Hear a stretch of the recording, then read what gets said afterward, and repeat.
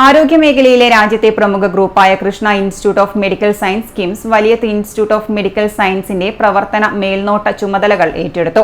KIMS Kerala cluster സിഇഒയും ഡയറക്ടറുമായ Farhan Yasin, CFO Arjun Vijayakumar, Valiyath institute of medical science chairman Ibrahim Kutty, ട്രസ്റ്റിമാരായ Subaida, Sinimol, Sinoj, Muhammad Shah എന്നിവർ ധാരണാപത്രത്തിൽ ഒപ്പുവച്ചു. 4 മാസത്തിനുള്ളിൽ കിംസ് ഗ്രൂപ്പ് നടത്തുന്ന മൂന്നാമത്തെ ഏറ്റെടുക്കലാണിത്. 350 ബെഡുകളുള്ള Valiyath institute of medical science കൂടുതൽ ആധുനിക സജ്ജീകരണങ്ങളോടെ സംസ്ഥാനത്തെ മികച്ച ആശുപത്രികളിലൊന്നാക്കി ഉയർത്താനുള്ള തയ്യാറെടുപ്പിലാണ് കിംസ്. സ്പെഷ്യാലിറ്റി, ട്രോമ, കാർഡിയാക് തുടങ്ങിയ എല്ലാ ഡിപ്പാർട്ട്മെന്റുകളും ആധുനികവൽക്കരിക്കുന്നതിനൊപ്പം ലിവർ, കിഡ്നി, ട്രാൻസ്പ്ലാന്റ്, ഓങ്കോളജി തുടങ്ങിയ ഡിപ്പാർട്ട്മെന്റുകളും ആരംഭിക്കും.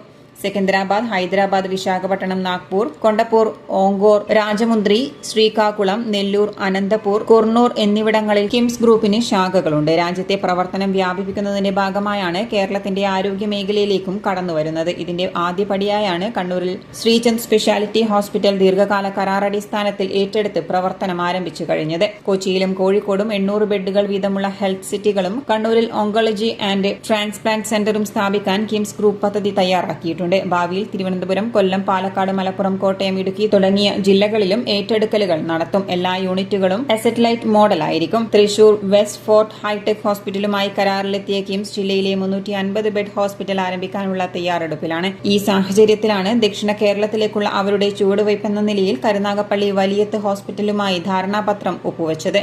അന്താരാഷ്ട്ര നിലവാരത്തിലുള്ള ഒരു ആരോഗ്യ കേന്ദ്രം കരുനാഗപ്പള്ളിയിൽ സ്ഥാപിക്കപ്പെടുന്നത് പ്രദേശത്തിന്റെ ആകെ സമഗ്ര വികസനത്തിന് കാരണമാകുമെന്നാണ് പ്രതീക്ഷിക്കുന്നത്. City news, Kannur.